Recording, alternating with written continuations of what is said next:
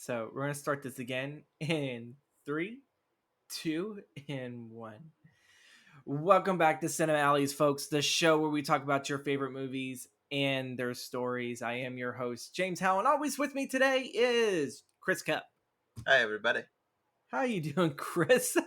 This is take two, folks, because I had such great, strong presence. And then a friend messaged me on Facebook and You fucking ruined shattered it. everything.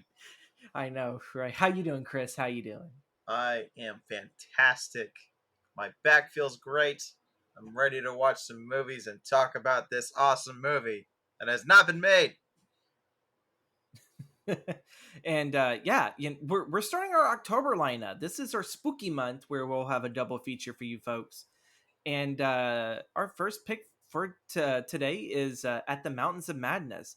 Now, this is actually something a little bit different because probably by the time that this episode comes out, we'll probably have more info released on Del Toro's Unmade Lovecraft piece.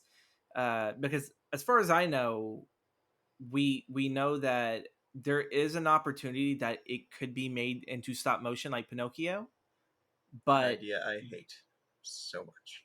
I actually kind of like it because then it really means that they can get super artistic with the Shoggoths and all the other little monsters.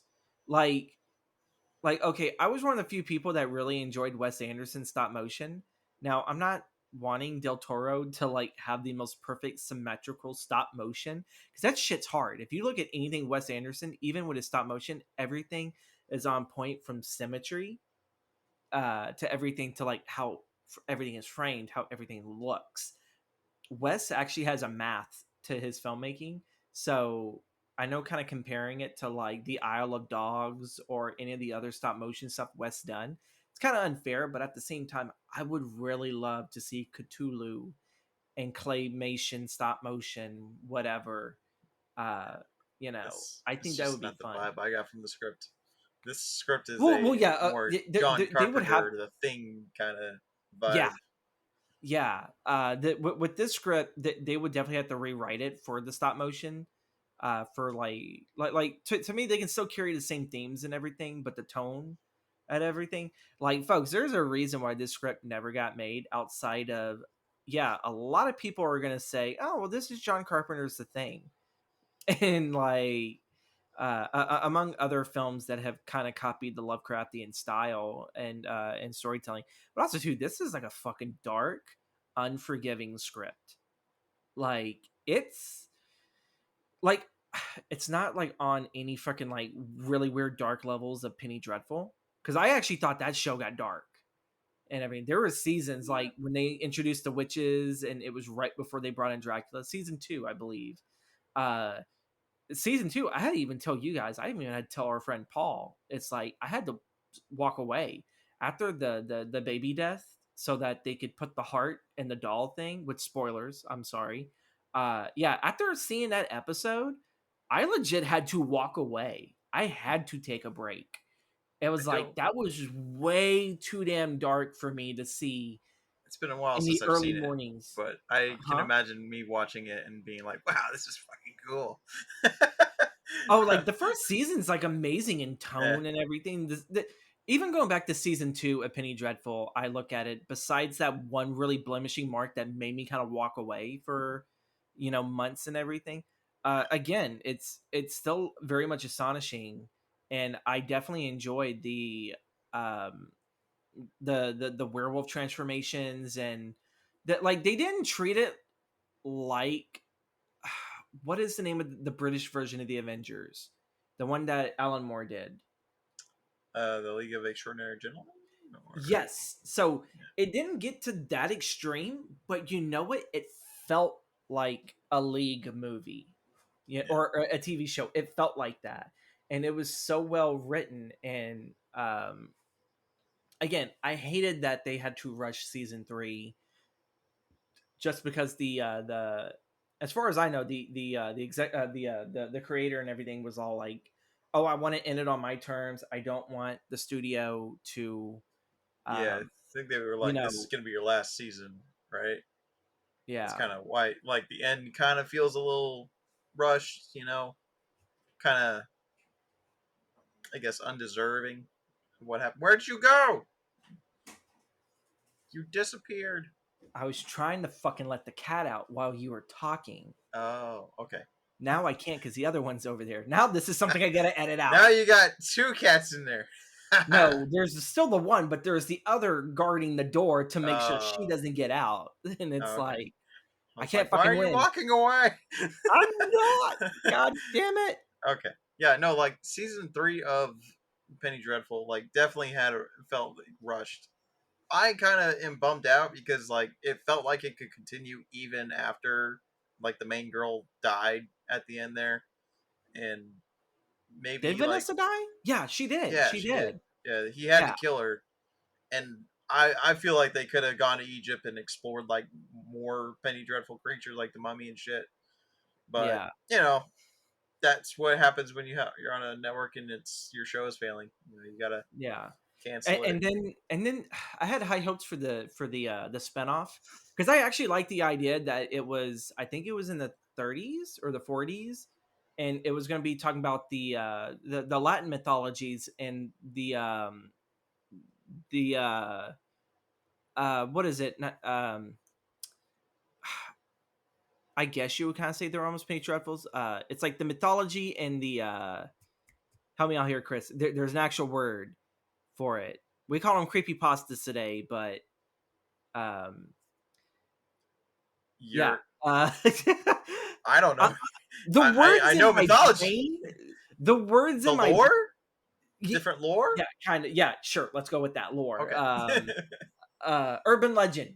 Oh, okay. That's what it was. The word was right there, just shouting in my brain, say it. And then my brain is all like, okay, we're sending that mixed signal down to the mouth. And then somewhere in between, uh there's like Sometimes we road work. forget things, you There's know. road work, I guess, going. And so they're just fucking honking the horn. And then it's all Sometimes like, there's not a lot we going gotta on in pass the these handsome message. faces, you know. I don't know who you're talking about, handsome. Like, Oh, we're devilishly handsome. That's the category we're under. That's. oh my god, no, no, no, no, no, But no. yeah, But yeah, so like, yeah, I like that concept of what they were doing, and I love the actors that they got on to that they got. But when I saw it, it didn't feel like a Penny Dreadful. This felt like it could have been its own show, and it should have been. It should, and I understood that, um, I forgot what the hell it was called, but essentially they were calling it a spinoff. yeah, And it was it's like like, if City of anything, Angels or something. yeah, which again, it's a name of a Crow sequel, which I actually enjoy. I enjoy City of Angels, but this City of Angels was not good. It had Um, the woman from Game of Thrones with the cute smile, like who's always like, Again, I can't get through Game of Thrones. It's called Game of Bones to me, and even after that, I would much rather watch probably the really bad Amazon Rings show than I will probably sit there and indulge in Game of oh Thrones. no, you gotta watch Game of Thrones. If you're gonna watch any fantasy, you gotta watch Game of Thrones. That's the I- show I'll you. just fucking stick with my That's the top Tolkien. notch stuff right there. I'll Even stick at its worst, it's way better than the Amazon Ring of Power. That crappy if you. Witcher thing that just came out. I still haven't even seen that one. I still Don't haven't even bother. seen that one. Don't Yeah. bother.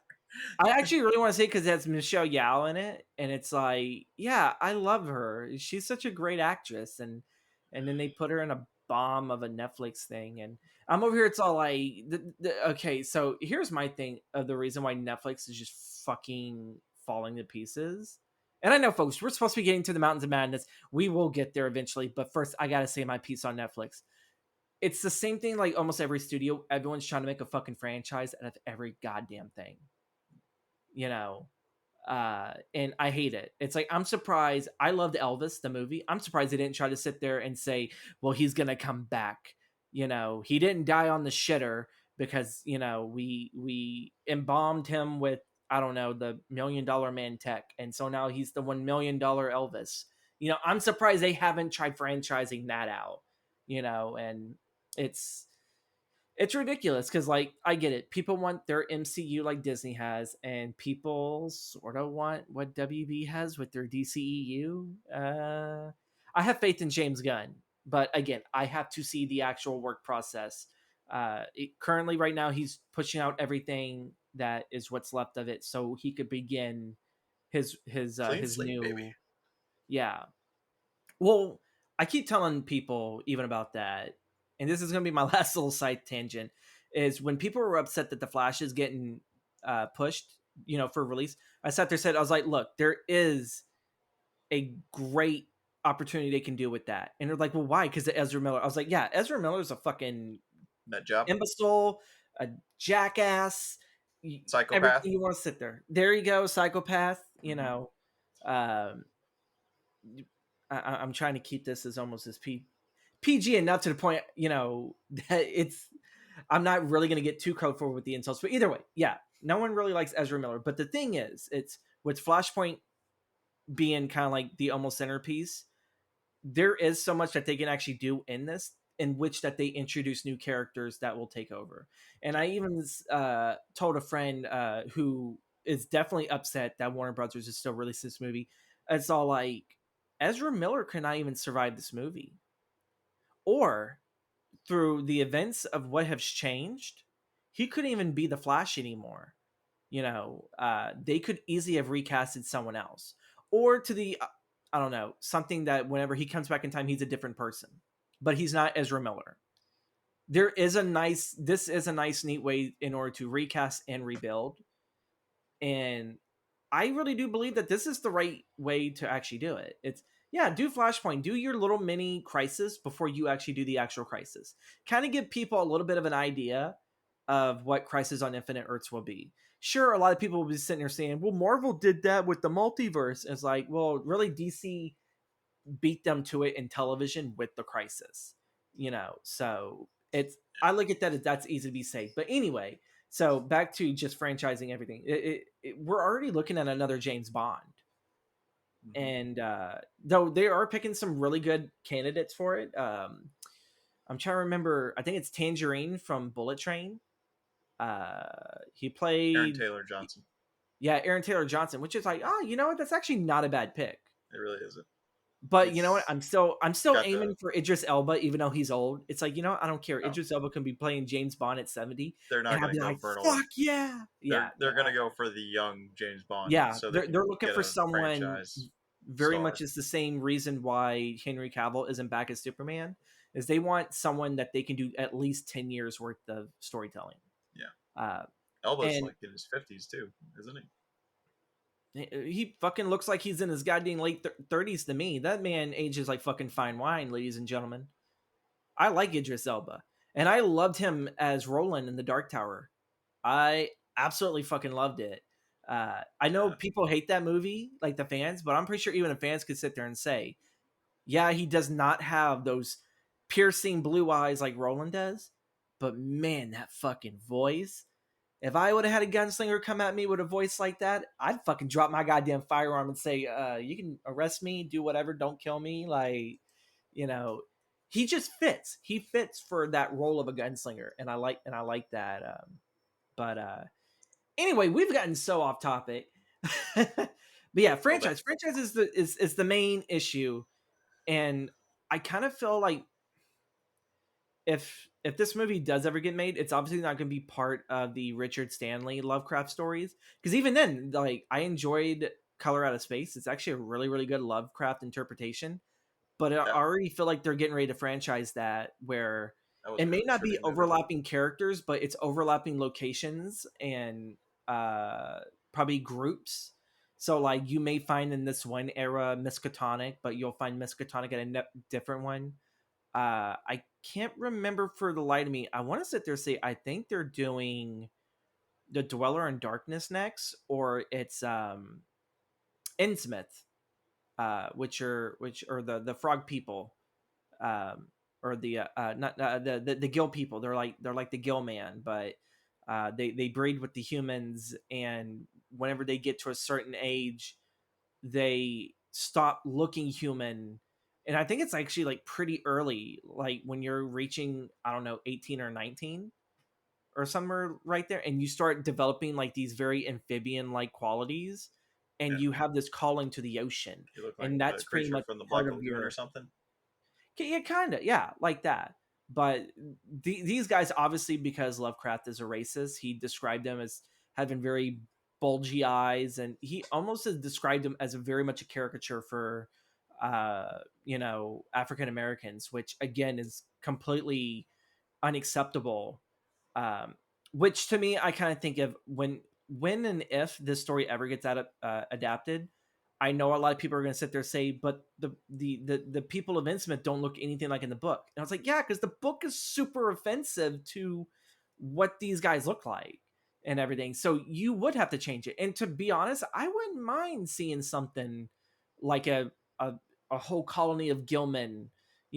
Probably make them a little bit more leaner, not so much kind of like comic book or pulpy muscular, but make them look like what amphibious creatures, kind of similar to what was in Aquaman, when they went to the deep or something like that. I forgot what those Yeah. creatures were called, but I was thinking kind of just like something like that. whatever the shape of water creature was, kind of like That that. right there can work too. But also too, I looked at the Shape of Water as very much as Abe Sapien 2.0. Yeah. Because he looked like Abe, and he was played by the same actor who played Abe. Yeah. So yeah, like again, this story, for franchising, they're already working on franchising some Lovecraft stuff. If these movies become a success, uh, I think one of the big reasons why Color Out of Space was such a big success was because of Nicolas Cage. Um, but kind of wrapping it up a little bit closer. What are some favorite Lovecraft films for you, Chris? Before we jump right into the breakdown, Don't I really have probably a should have messaged you this while I was ranting, yeah. and like I was like, Like have in your mind what not a are lot your of come to mind, but like I mean, the recent movie I told you about, Underwater, was a really cool one. Like it has Cthulhu under the sea at the Mariana Trench. I mean, I guess you got Hellboy. That's got a lot of Lovecraftian monsters in it. Lovecraftian stuff? Yeah, Yeah, but yeah, not a lot really come to mind I, immediately. I got to jump on board with Reanimator. I love me some very black comedy There's mixed in good. with my yeah. Actually, got But that on my shelf. Bride of Reanimator is the unsung sequel. It is very much the Bride of Frankenstein, I've and been I told do that one believe is that the terrible. filmmakers that made that the filmmakers that made that intentional to be like the Bride of Frankenstein. Yeah, Where even though like Reanimator wasn't meant to be a black comedy, I think it was meant to be horror, but they had so much fun on set and some of the shit that just happened, it transferred over in the film, and it's like you can't help but laugh whenever you're seeing Herbert try to keep the head of the professor dude sitting upright, and the head just keeps lolling and lolling, and he just gets pissed off, and he takes the thing that you put your sticky notes on, and he just steps it right on there, and then I'm whenever going the to body's eat trying to find the you. head, yeah, it's like when the body's trying to find the head, he's like, over here, no, not over there, damn it, follow my voice, and the freaking body's like, ah, shit, and then nothing creeps you out even more when Barbara Crampton's naked on the fucking slab, and the head is like getting a little too close to comfort, and I'm like, when I first saw that, I was like, no. No, I was like, Herbert or whoever the fuck is with them, you better get your ass in that fucking room, because I was not expecting that, and oh my god.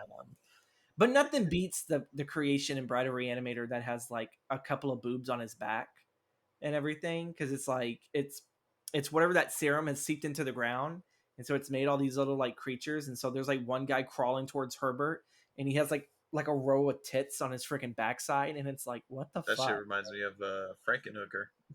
There's Yeah, and and then of course the bride and everything, and Bride of Reanimator has actually some of the best cinematic poetics, especially whenever she wants to be with her lover, and she quite obviously just pulls out her heart, like she's like, I give my heart to you, and she's still rejected, and then it's like I think she like actually crushes the heart in her hand, and it's like, oh my god, that's the best visual representation of heartbreak. yeah. um and then I gotta add possession in there. While not a complete Lovecraftian story, there are Lovecraftian elements to it, and folks that haven't seen it, you guys should. um but like, beware, like that's a movie right there that I saw last night. It kicked me in the balls. Like, I was not expecting to feel the emotions that I fucking felt, and some of the Lovecraftian shit that's in it, it's like, oh my god, this is so well done. I can't believe this movie was a box office bomb back in '81, when it Everyone was released, scared and away by The Exorcist. pretty much. But also too, it's like a young Sam Neill. Like, whenever I see it, I still can't believe, God, that's Sam Neill, and it's, yeah, You it's see him in those it, the Mouth of Madness. That yeah, shit's well, crazy. it's funny because Mouth the Madness, he did that, what, in '91? So it's about almost like 10 years in between doing that and probably Possession, Yeah, that he did a Lovecraftian horror film. And then you have Event Horizon, that's just later on in the '90s that he did as well, yeah. which is, you get your Lovecraftian stuff, but you get more of that Dead Space vibe, from that movie as well. But folks, we have ranted on long enough Let's about talk our about the movie. fellows and about Lovecraft and everything. Lovecraft is a horrible, horrible human being, but man, does he actually make some actually good stories. There's very few that I can actually read out loud, and it's like, oh wow, this isn't nearly as racist as the last three or so stories that I've read, um, so far. But yeah, so this script that we're reading, it's just, I think, I don't even call it like a rough draft or anything. Like, it seems almost polished, like it was ready to go into production. But this is an unmade film. Yeah, it, Uh, it really felt like it was ready to go because like everything was in place. Nothing seemed like it was a mistake. You know. yeah, and again, every time that I read this script, I've read this at least three times. And after the second one, it's whenever I told you, it's like, dude, you have to read this. We have to cover this for the podcast. So while we're reading it, I quickly dive right into it. That was like a day's read for Yeah, me. I enjoyed it. Chris here took longer. Uh, because I had other things going on, but once I sat down and actually like cracked it open, like yeah, it took. Ah, crap, my bad. Once I cracked it open, uh, it it was a really fast read, and like I was just taking notes. I was studying it. I was like, holy crap, this is awesome. This is yeah, scary. This is disturbing at some points. Like I was loving every second. I was like, oh my god, why haven't they made this? But then I'm like, especially with the oh yeah, penguins. Like, the Guillermo penguins del is some of the, Toro's yeah, record the isn't that great. penguins are like some of the best visuals in this script to see. Yeah, Like, the shoggoths are kind of like a little hard sometimes to discern, but you kind of get, it's a giant jelly monster. It's pretty much, it's a very angry jelly monster. It's like yeah, the Blob, but if the Blob was a little bit more sentient. yeah. Um, I was but thinking the Blob or the Thing, and yeah, just like well, see, it the thing though, the getting thing to you. me had a little bit more. It had like a little bit more sentient. It was a little bit more solid compared to these Shagas. And it finally clicks to me. You remember the jelly Cyclops creatures from Futurama?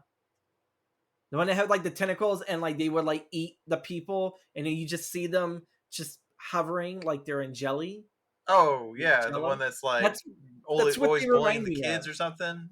Yeah, Yeah, and everything. But obviously, in this script, the moment you're even touched by them, you're assimilated instantly, like that, at a snap of a finger. So there is really no like, oh my god, oh, it's okay, it's just a scratch. It's like, no, you are them. yep. Like, this script, folks. Again, we got this on ScriptLab. You can look it up at the Mountains of Madness by Guillermo del Toro, and co-written by Matthew Robbins, which Matthew Robbins, I believe, did quite a lot of collaborations with helping Del Toro get his ideas into script form and onto the screen. Um, I do know that Del Toro always has partners to kind of help him. And then when it comes to the directing and everything, it's all like, okay, I'll take it over. This is my vacation. And again, to think what this film would have been if he made it. This probably would have been his magnum opus.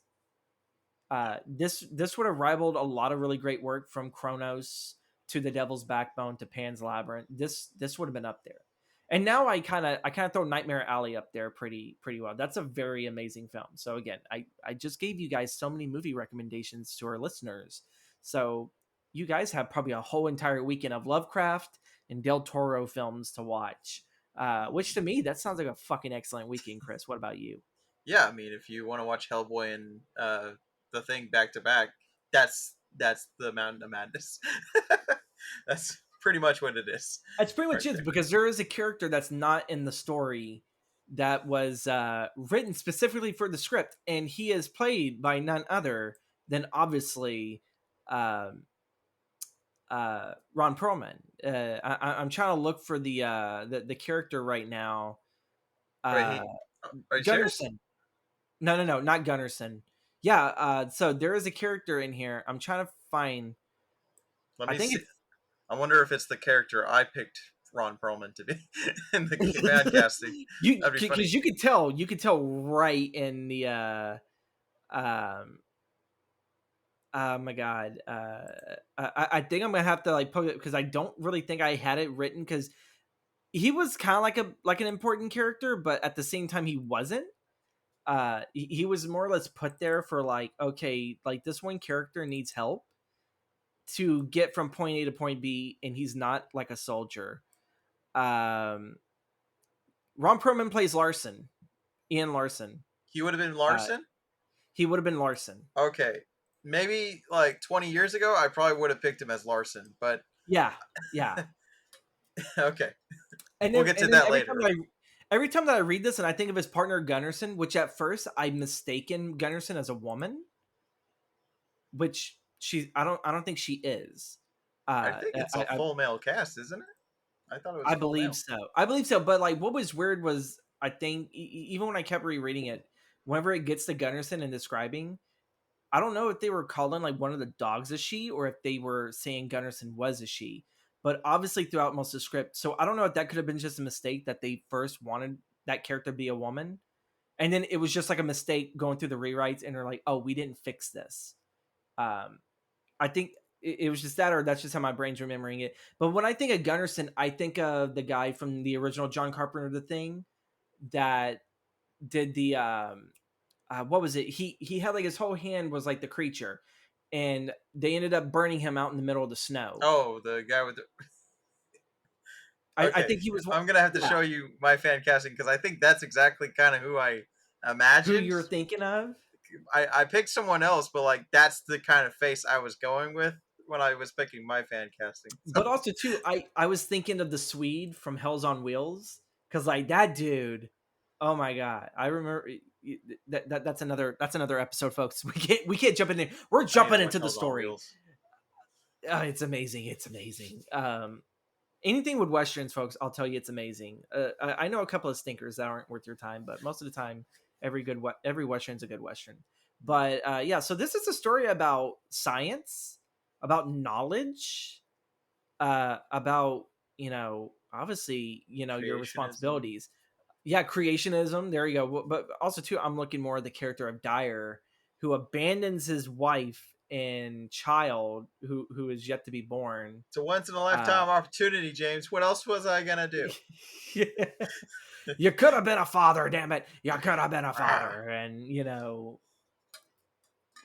but yeah, so it's essentially, folks, to break it down to the bare bones of it, this is a story about a man that ran off from being a father to go into the Arctic with a bunch of fucking scientists who have probably done the same damn thing for just for the title of I've discovered something and that I'm going to live forever through this accomplishment. history And then they all get attacked by a giant jelly monster, and then a giant squid face demon and from the aliens. netherworld comes out of the mountains of madness, and yeah, we see these guys trying to get away with their lives. That's pretty much it. That's the nutshell. That's the nutshell of this. But yeah, there is a lot that really goes into it.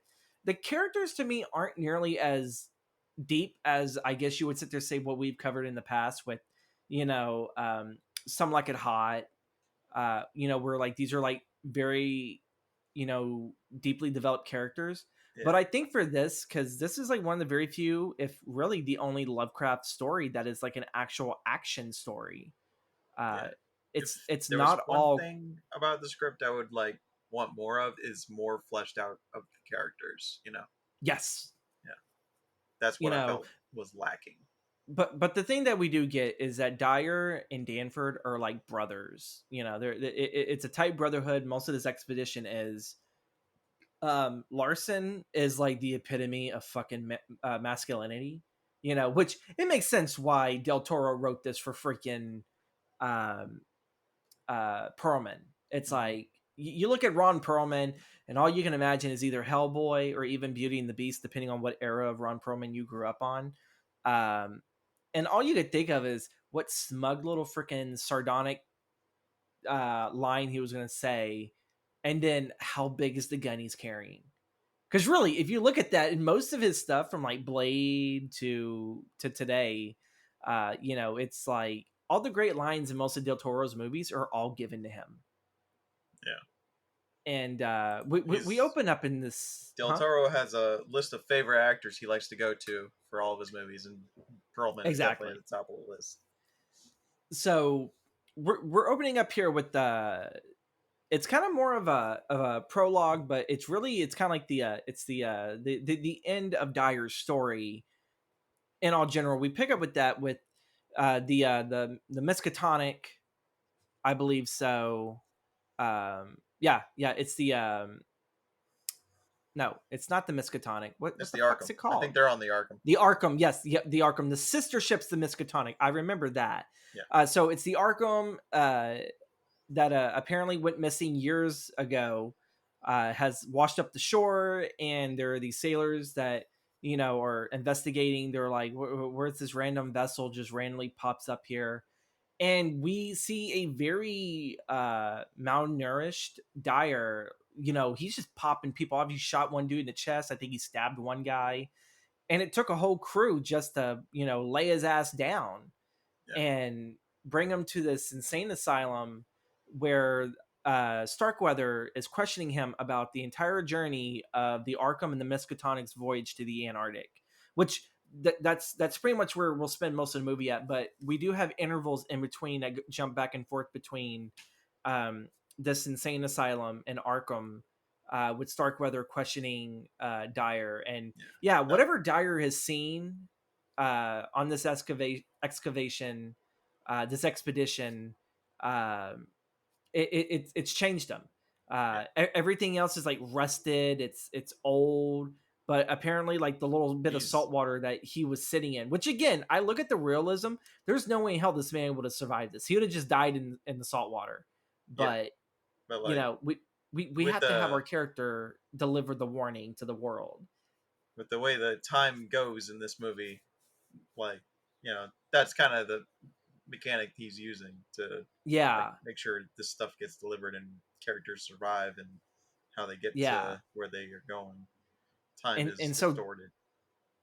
Dyer begins his story pretty much with a party that is going on at Miskatonic University, and we see a young Dyer, before the beard, before being all skinny and shit. He's a young university professor, and he's pinched between his studies and possibly becoming a family with his lover Anne, who is pregnant. um, Anne's like over here, it's all like, I'm with child, and uh, she knows that kind of like the head of everything there at for the professor's sake, and Miskatonic, Dr. Gilman Lake pretty much controls Dyer, and it's almost like that for the whole beginning of this film. It's like Dyer is like Lake's little bitch boy in a sense. He flips when he's told to flip, and even Anne has kind of point this out. It's like, I know you can't say no to him, and she's given him this whole thing. It's like, well, it's either your studies or it's us, and it's like, damn! Immediately, Anne is dropping the ultimatum right on our man, And like and a so when Dyer is actually trying to kind of break it like off with Lake. well, of course I'm gonna break it off with like there's nothing for me here. I'm gonna be a father. I'm gonna be with you. I'm gonna do the right thing. And then Lake takes him into the back room and look at this cool thing. And he shows him an ancient It's a fossilized fossilized, yeah. alien looking thing. He's like, Which to me, this already feels like a relationship issue, like a love triangle. Yeah. but like it's not Lake, going for Anne. It's Lake going for Dyer. It's all like, you got to do something with your life. It's like, well, like I want to be a father. Ah, no, that's fucking hogwash. Get your ass on that boat, boy. Yeah. And that's pretty much how it feels like. But he does. He guilts him. Because Dyer, again, it's like, oh my god, this is wonderful. This is all that I wanted, but he refuses it because he wants to go to Florida with Anne to be the family man, and fucking Dyer is like just guilt tripping his ass, and Yeah. it's all like, I understand, and it's all like, if I was there, I'd have just decked the shit out of this old man. You know, To be fair, if someone that's the showed me an most. ancient alien and said, "Look, we can like become famous if we prove to the world that this is real and Yeah, they were out there, they're out there." but I'm also I expecting kind of an that expedition too. to like the Arctic is probably going to give me frostbite, and it's like, which is it? Do I want to be nice and warm in Florida with my wife and child, or do I want to catch fucking frostbite and probably get my feet pecked to death by fucking penguins? It's like, I think I'm going to pick Florida, and I don't even like the fucking humidity here in Texas, so I'm definitely not going to like it in Florida. But yes, but believe it or not, the whole first act of the story goes by super quick. The majority of the film, it's act two, is like the majority of the script. Yeah. Uh, and again, like we just burned through, our ordinary world or call to adventure, the refusal, and the meeting the mentor. Pretty much showing us fossilized right there was just like saying, I got a bigger dick and everything. It's like, you want to He's like, ride? And then Dyer's shake like, hands. yes, He I shakes want to hands with the ride. devil. Pretty much. And it already, because Anne knew it took far too long. She already knew that Lake got his fingers into Dyer's brain. It's like, you know what? Let him have him. It's like, I'll have our kid and everything, and I'll raise him to be a lot better than being the deadbeat father of it was. So we go and we cross into our act two with the cross into the threshold. Dyer has joined Lake and the rest of the Miskatonic professors on the expedition to the Antarctic. And they're ready. They are absolutely ready for this. It's something to put a mark down on their life and everything. This is something fucking huge, and I don't really blame the majority of them. That while, yeah, this is a full risky thing, it's like the rewards of it.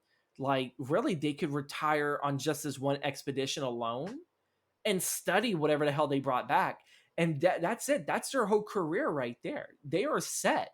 Yeah. And usually, I know for some people, they have to do multiple expeditions.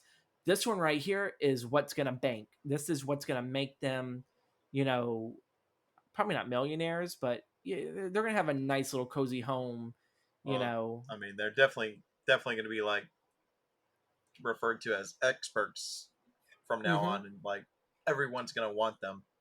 So, Yeah.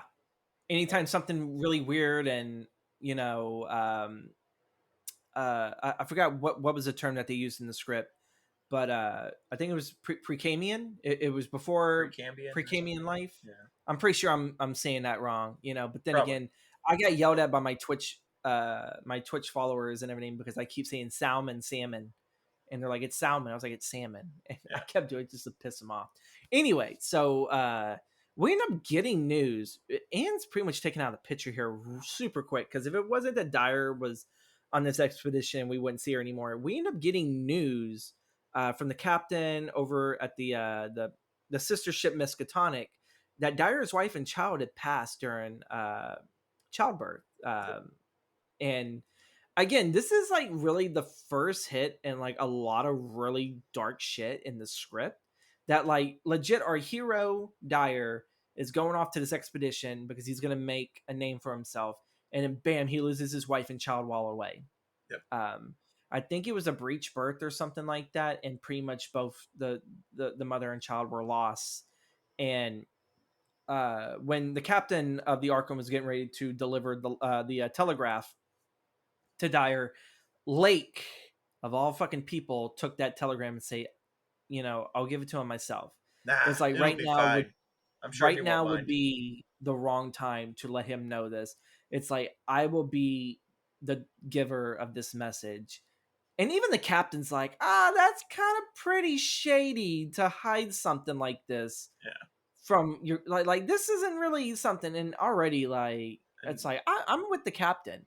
as And you're again, what reading it, from what I felt like, it felt like Lake wasn't doing it out of the kindness of his heart. It was like, I don't want this kid distracted, you know?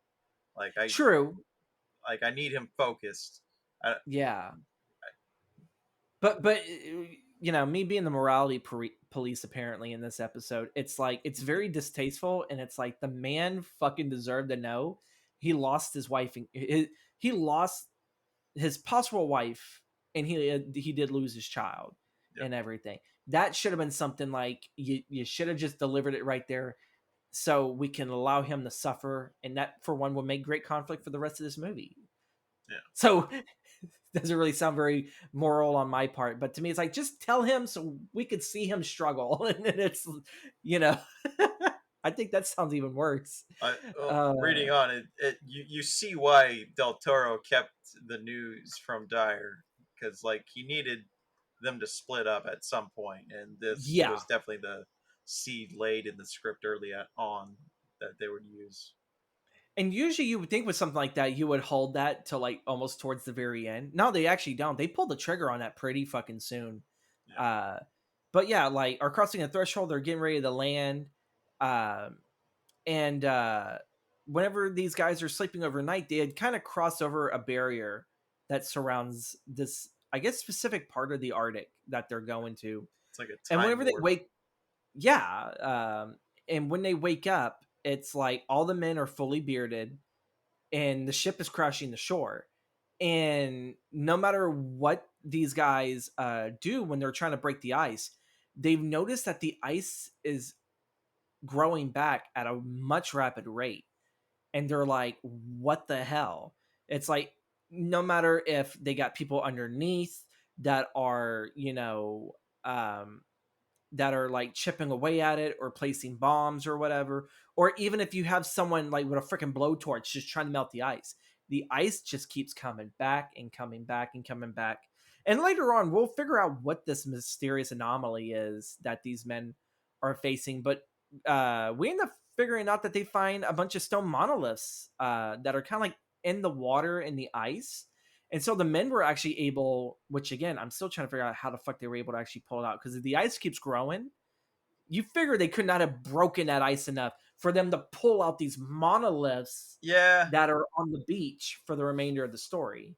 maybe they were like, maybe one side of the ship is like crashed and stuck, and the other side has open ocean on the Yeah, other side, so they were able and to like everything. scuba dive under there and Because it's funny pull them because out.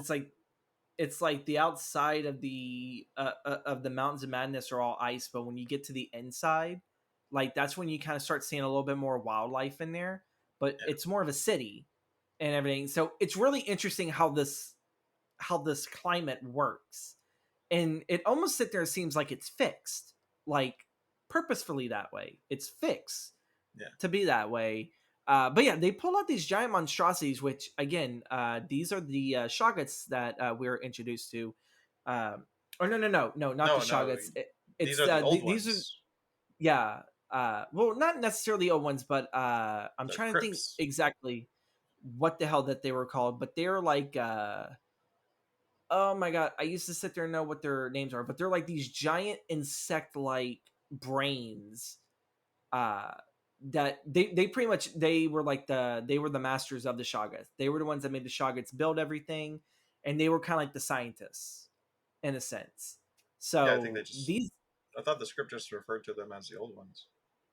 well, yeah, they're like part of the old ones, but really when you beat down into actual Lovecraft, which again, I should have fucking read a Lovecraft encyclopedia book before freaking recording this Yeah. to really drop. But yeah, there are uh uh I'm trying to look for um I'm trying to look for the name of them. What are the two warring factions that were in at the Mountains of Madness? Because you have the Shoggoths, and then you have um Well, I cannot believe I Elder remember Things. They call them described Elder as. Things, Uh, but there is an actual name for these creatures. I didn't But remember them I guess calling Elder them an Things is, actual name. But huh? I don't remember them calling and referring to them as anything other than the older ones, but like I remember them described as like a bat creature kind of on his legs and kind of like Hmm. crawling towards someone at one point. Yeah, well, like, okay, so this one right here sit there says they're kind of like the star spawn of Cthulhu, which makes sense, with our favorite squid dragon later on, in Amigo. I think the Migo race is what I'm probably confusing these two about, but they're almost like that. Yeah, Um, and but yeah, so they've been buried, and upon releasing them, that's when really the Shoggoths start showing up, and I kind of really want to sit there and think that I think the Shoggoths were actually inside them, so maybe that was like the reason why they were coffined up. Because really, like the whole time that they were there while they were asleep, you're telling me that the Shoggoths did not take this opportunity to just assimilate every cabin member. But then again, yeah, the movie would end that way. I was about to say gothic, James. So like obviously this movie ended super super quick. So because like uh, they pop one open, and then they're like doing an autopsy, and yeah, Gunnarsson and Larson are off hunting food, and they yeah, run into the weird, strange penguin-like creatures, and then they're attacked by something out there. I think it was yeah, like just out there waiting for anything yeah. else, you know? Like well, also too, we do get to figure out what happened to the Miskatonic, so they probably went after that first, Yeah. and then they start coming after the Arkham. Uh, Again, like as much as I love the script, yeah, there are some things you kind of do scratch your head at, but you kind of roll with it because, in all honesty, that's actually H.P. Lovecraft's story to begin with.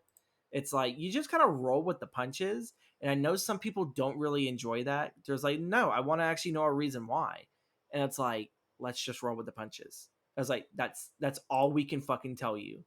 Um, so yeah, they start doing the um they start popping these coffins open for these elder things, or the old ones as the script likes to refer to them. I like to call them the star spawn of Cthulhu because in a sense it's kind of what they are.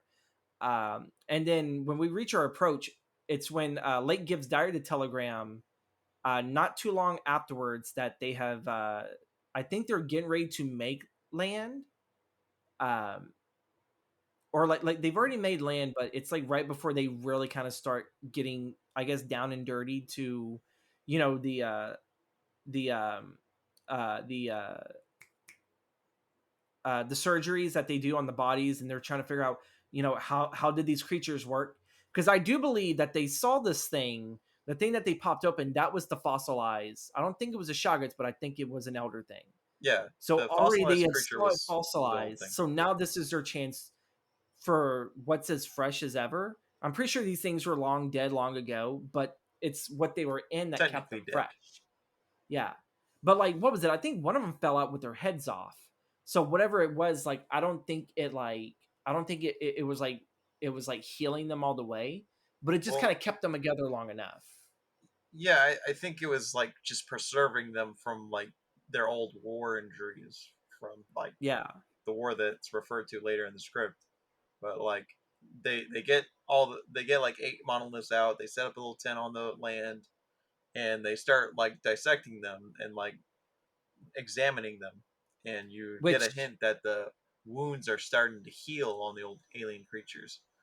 yeah. But they plan a little expedition to the top of the mountain where I think they said they could see a tower, and they were like, "Let's go up there Yeah. and They figure out a see way they to like get out of here, and turn off the space time distortions that are going on because like if we don't stop this, we're never gonna get out of here and survive." exactly. And So it's funny that when we mention the surgeries, when they're doing the autopsies and everything, that does actually come back, and I actually do think it's some of the most clever, set up for aliens and whatnot. But yeah, Lake gives Dyer the telegram about Anne and the baby, and Dyer just lays it right in, to the point that Danford had to come here. It's like, dude, it's like, not right now, not right now. It's like, and it's like, dude, I think right now is the perfect damn time. This fucker like hid this from him from like, we could you be know, dead in a few days.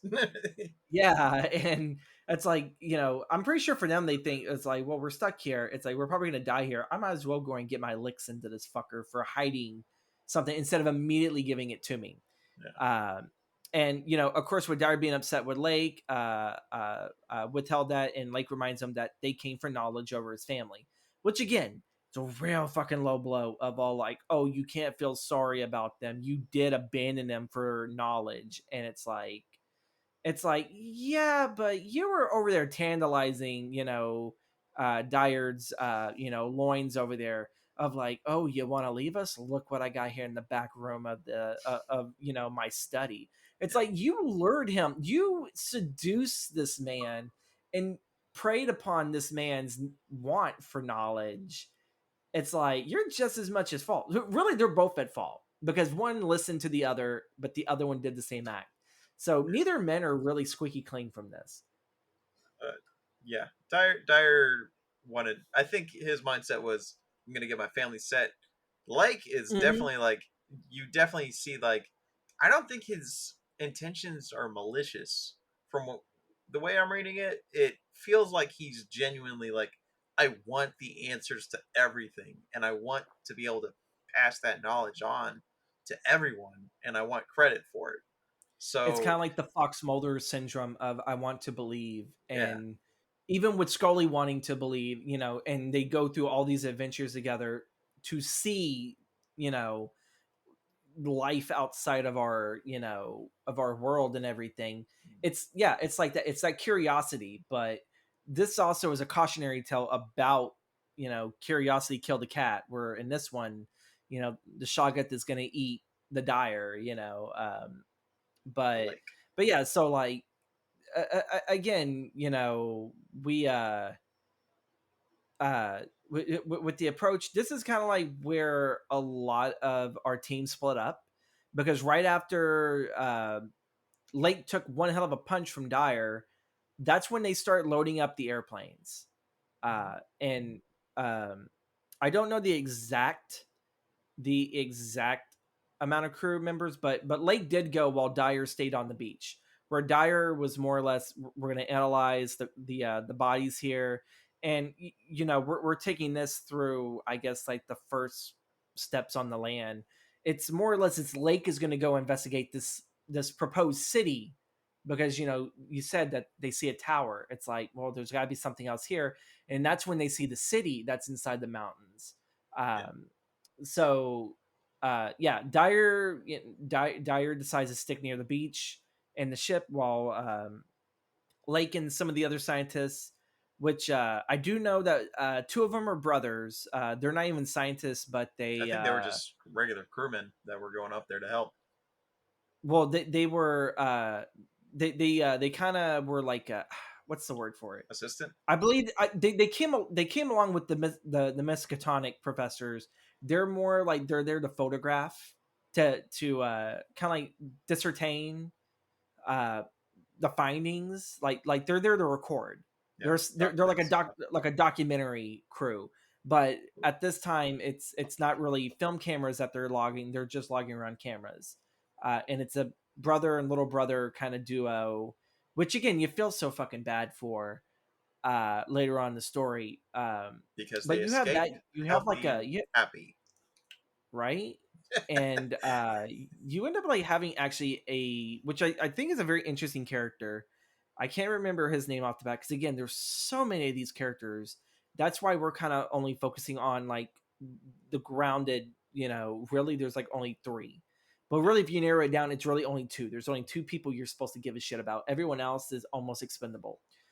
Um, but there is one Miskatonic scientist that or professor.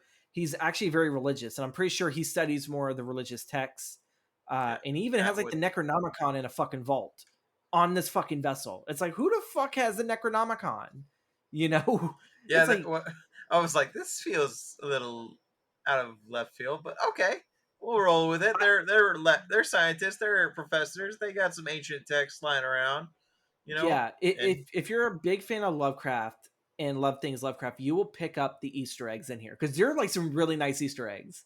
And I know that most people, when they hear the Necronomicon, they're all like, "Wait, what? The Evil Dead. Lovecraft write Evil Dead?" And it's like, no, that's Necronomicon Ex Mortis. That's a totally different book and everything. That one dealt with demons. This one's dealing with cosmic entities far beyond our understanding. Um, so so yeah, um, Lake and them go up to the city. We're focusing a little bit more on Dyer now, who again is going through the camp. They're doing the dissections. They're making sure everything is right. And yeah, Larson and Gunnarsson are out hunting, and they find these giant emperor penguins, which again they're like they fucking fall over like nothing with They're just one shot. they're like kind of prototype emperor penguins. Like they're Yeah, the lab experiment versions that kind of survived the whole time down there, and yeah, and they they're are, so ominous. yeah, Even in the crazy, script, the way how they write them, they transparent don't stuff, have a single line of dialogue. They don't even have like a sound. They don't even really make a sound. but they do But react. yeah, it's their reaction. It's like they sense when the evil, the Shoggoth, are there. Mm. And even then, if you're just there by yourselves, the way how they look, it's like it's like there is something Children of the Corn creepiness about these damn things. And again, these are the prototype of the Emperor Penguins, because we soon learn that all life on this planet was made by the elder things, the old ones. Uh, we weren't, at least in the script, we were not children of God, that kind of Christian take or anything, or I don't really know what's in the other religions text of like I guess how we popped up, uh, but it's very much that we were just genetically made and that we can easily be destroyed by our own creators. And that's pretty much what our creators plan to do. They created us so we could be a little social experiment just for them to destroy us.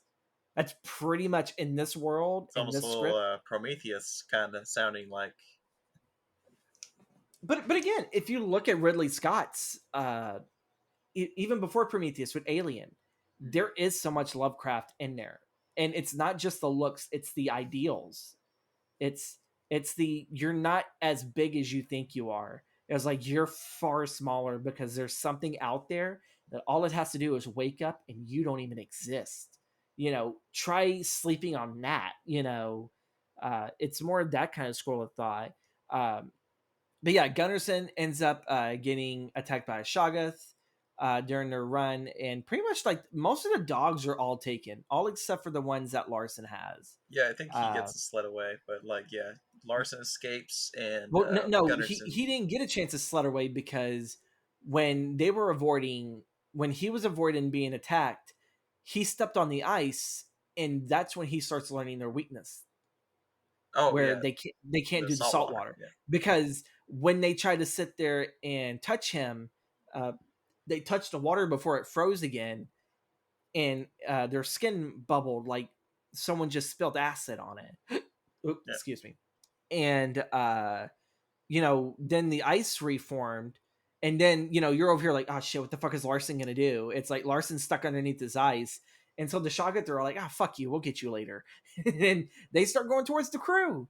Mhm. And this is at night where all this is going. Larson is on his own. Um, I think the dogs ran off, but obviously he was able to probably pick them up elsewhere.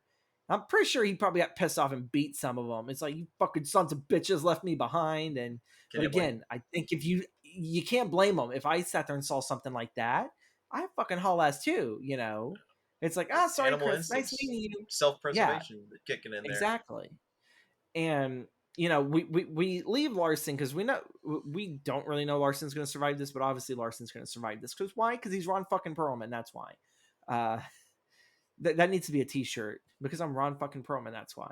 Uh, and yeah, so it's like nighttime, and I think Dyer is like sleeping at a bunk, and he wakes up. There's obviously something going wrong, and then that's when the Shoggoth are attacking, and they legit had some of the scientists legit splayed out on the same fucking damn table that they were dissecting the elder things on, and they're dissecting the humans, Yeah, and like yeah. they're looking all interested, like, ooh, what does The this do? old What does ones that of do? like take. They're like, wow, this is crazy. Like, look at our creation. Yeah.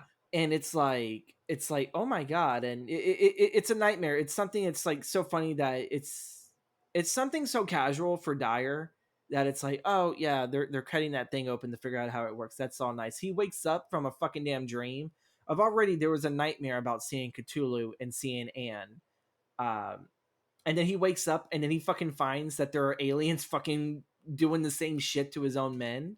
And now that becomes a horror because we're on the opposite side of the blade. um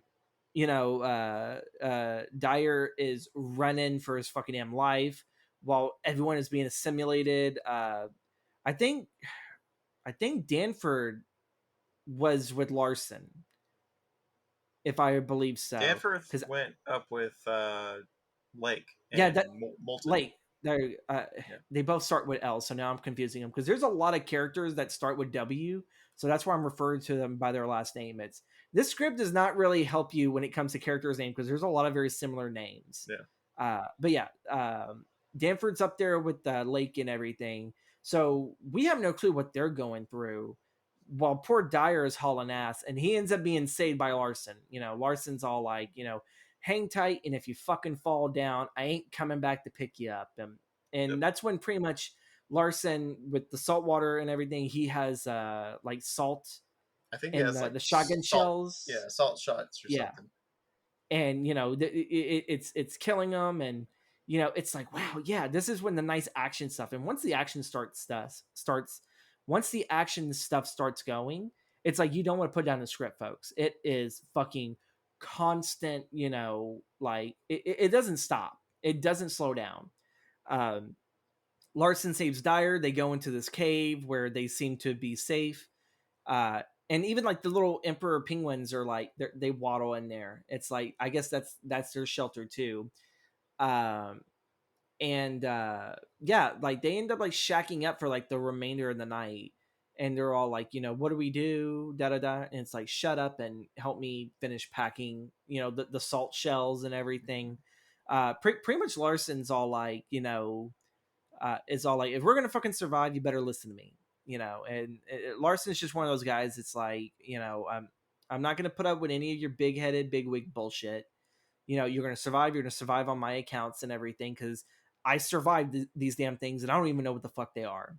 Yep. Uh, but then we switch over to Lake. Lake is learning the history of the Mountains of Madness and the creation of life, which we kind of already gotten ahead of it. There is this Yeah. little The planes go up object. to the mountain and they get trapped in another time dilation thing, and they lose like most of their fuel. So once they Yeah, get up there, they're like kind of stuck up there and screwed, and they have to figure out a way to get back down safely.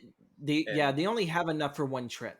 yeah, That's so pretty much it. they do the whole straws thing, and Molten's like, okay, I'm gonna take a few down with me, and then we'll come back for the rest of y'all when we get more fuel. But Lake decides he's going to stay back with the remaining few, and they're going to explore the ruins of the ancient Yeah. city. And they find a bunch of crazy stuff covered in ice, like just the ancient writings in the walls, and giant statues, and crazy rooms filled with giant mountain of like skeletons of every single animal and creature that's ever existed on Earth, from dinosaurs to tippy top filled with a human skeleton. And like, is it me or did when you were reading that, when the description of some of what the city looks like, did you think about the alien ship from Aliens? No, I was thinking when I was reading it and it just was just kind of describing the city. I was thinking more. Weirdly enough, it was like Star Wars, I guess, because that's kind of just where my mind goes when I think futuristic city. But like, Yeah. uh, I was thinking of like what that alien ship, like the interior, and yeah, and you saw the giant Promethean, whatever alien thing is. okay, yeah, that's sort of I what thought of the same thing they with were thinking this, going for. where in a cityscape, where yeah, the ship felt like it was its own skeleton. That's Yeah, what the city felt like. It felt like its own skeleton. And sorry to interrupt, but yeah, like that's what I immediately thought of when, again, the script is super smart and super entertaining, and it really makes you think. you get description of like there's like scorch marks everywhere. There's like holes in the buildings and stuff. So you get the idea that there was a huge battle that happened that kind of brought everything down, crashing down around whoever built the city. Yeah. And yeah, Lake finds a room where like kind of, I guess, distortions are like super bad because some guy touches something and immediately ages into dust, a la like Last Crusade. Yeah, pretty Like, much. Yeah. I was thinking that, or what was it? Whenever they were looking at oh my god, what was it? It was in not Temple of Doom, but the one before that, the first indie. the Raiders of the Lost Ark. Yeah, when they opened From up the the little Ark. thing, and yeah, the arc thing, and then like the dude's fucking face melted Yeah. and everything. I was thinking that too. I was thinking, it's kind of funny how like when you look back at now some films, it's like, I wonder if they read Lovecraft before they wrote that scene. It's like that Probably. was like their own little thing, but they could still keep a religious biblical text, because really, if you look at most of Indiana Jones and stuff, it's all biblical texts. Yeah. For like their history thing, and but yeah, like again, I'm pretty sure through most, like even looking at Alien, this all feels kind of rush, and it's like, like this is moving fast, this is moving fast, but somehow this works. This works, Chris. Yeah. This is like our whole ordeal is with the Shoggoth. They're just tearing the whole crew apart. Um, and Lake learns pretty much about our own creation, that we are not some creation of God. We're a creation of just alien scientists, Who were of the elder totally bored. gods. Yeah, who were totally bored. It was like, dude, like we were like their Sunday pet project. That's pretty much kind of what it was. Yeah. Um, and then even whenever what was it? It was it because I believe Danford is still with Lake up there. He's the one that did not pick, so I think that they were still up there. But the brothers Danford did go down. took a straw and went with this plane. Oh, And did he? yeah, he because Lake takes him to the side and he's like, "Tell Dyer I'm sorry," and like cause tries Okay, to get okay. tries to Because I make don't things remember right. anyone else surviving that plane. Because when that plane came down, once I think it was right after Lake had his epiphany from the machine where he got to learn everything, and that was Yeah, pretty much our information dump. Um, that the moment that the plane came, the Shoggoths were like going down like right at him and yeah. everything. They're all like copies Uh, of Gunnarsson, and they like kind of crashed outside the ship, and mhm. they're like all attacked and like churning crews slowly one by one. Which And again, it's Denver fucking creepy because Atwood try to escape. you're in such a tight room, Yeah, I was and you're thinking. watching one dude like just touch them and they're just assimilating, and Yeah, it's like, when I was reading the planes at first, I was like thinking maybe like a small airplane, kind of maybe one or two people, you know, I think, not a big plane yeah. that would carry a bunch of people, but like yeah, I guess yeah, make And it then whenever they're big climbing and out of the window, and like the yeah, one that you think would get away, and bam, he was just taken, and it was like, oh my god. But yeah, so I think this is at the point where, because there is going to be a plot twist later on that pretty much Danford's been infected. Um, that I actually do believe that he was infected. This is the point where he gets infected, but Danforth.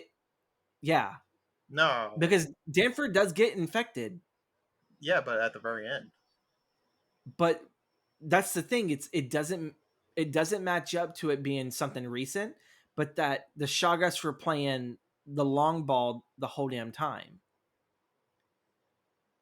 I See, don't know this is about where I that. get kind of a little bit confused always with this. And yeah, I know I've read it 3 times. I always still learn something. That's just how my brain is. But almost everyone in there was no way how you could get away scot free, not without a touch.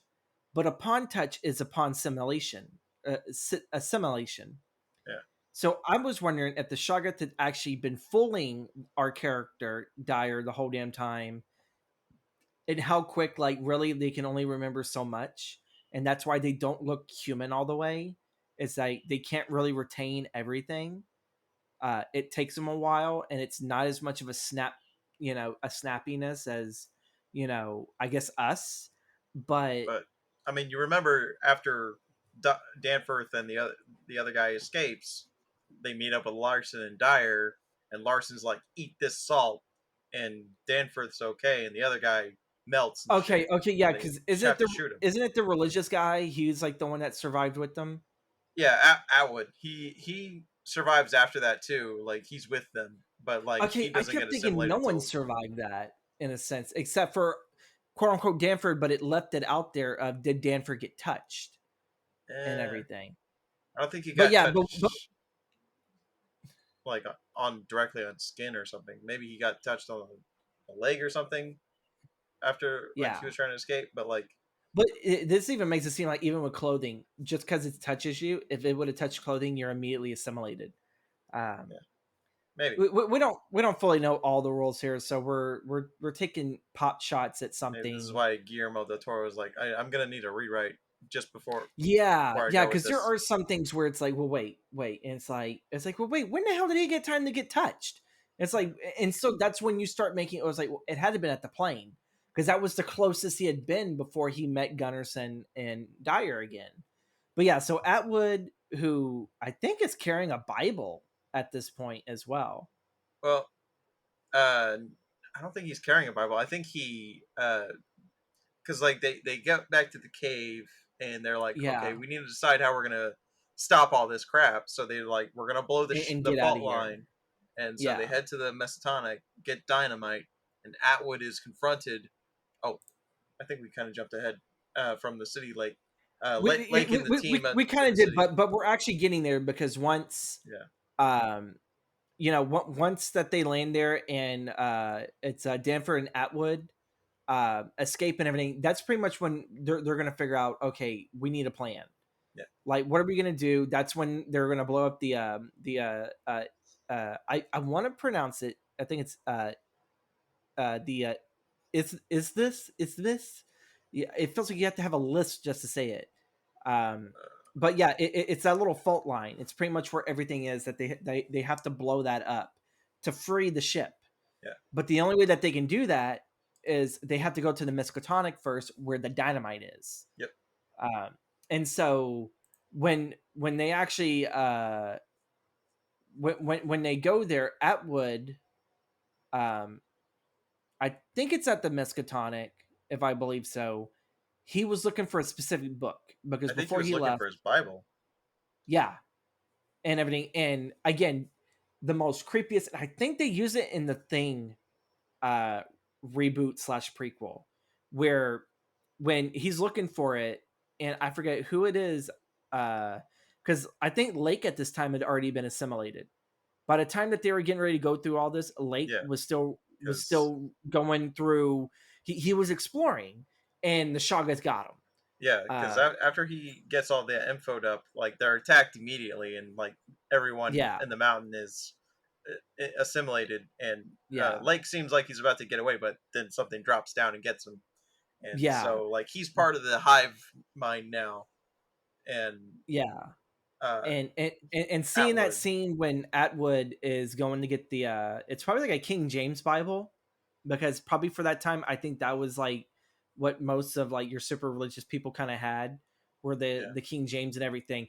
And he goes and he gets the person's fingers underneath his skin to muffle his scream and everything, which again I think is the creepiest thing ever. And I believe they used that in the Thing prequel slash reboot, yeah. uh, where they used something like that, where it was just like right there, and I was like, oh my god, like that's the creepiest damn thing ever. And then bam, he's assimilated. Yeah. Uh, Well, but it's he kind of does come out. it's hinted that he kills the creature before he gets assimilated, but then it's revealed later when they're like Yeah, setting up the dynamite that he starts like yeah, taking turn shit down. I love Larson for that and everything, because yeah, they had to go. Larson had to sit on one area, and then Danford and Dyer had to go sit it on the other. And when Larson kind of started picking up that Atwood's not acting the right way.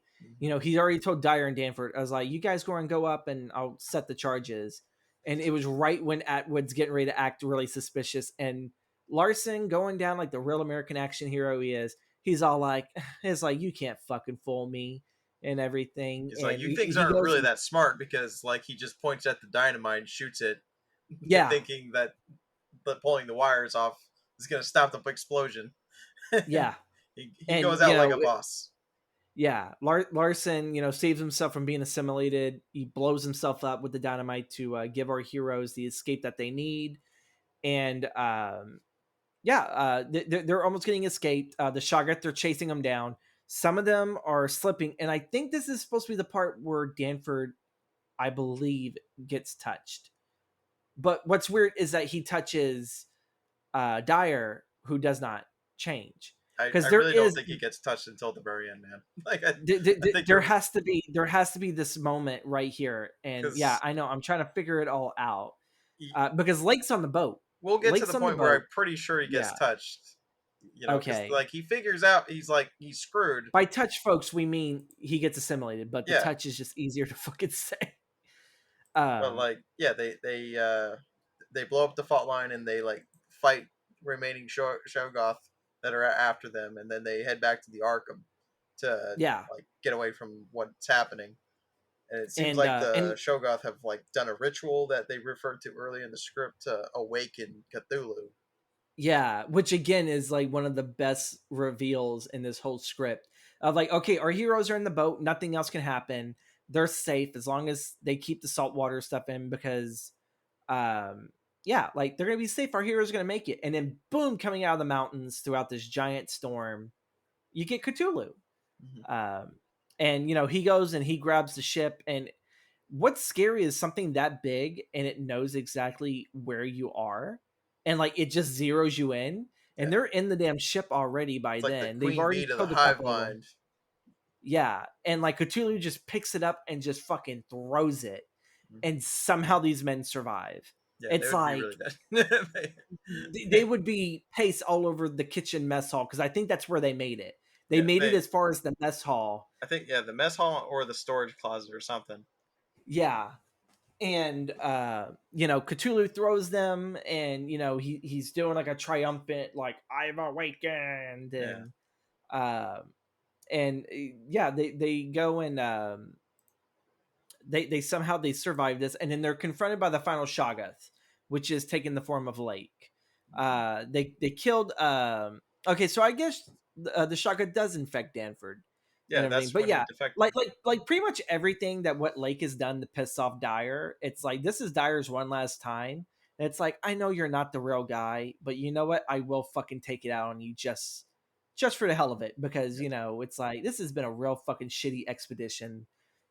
All my friends, even some of the ones that I've made, because I would probably figure that if Larson would have survived this, Larson would be all like, yeah, you guys want to go out for a beer? It's like we just went through this. I think we have just become drinking buddies.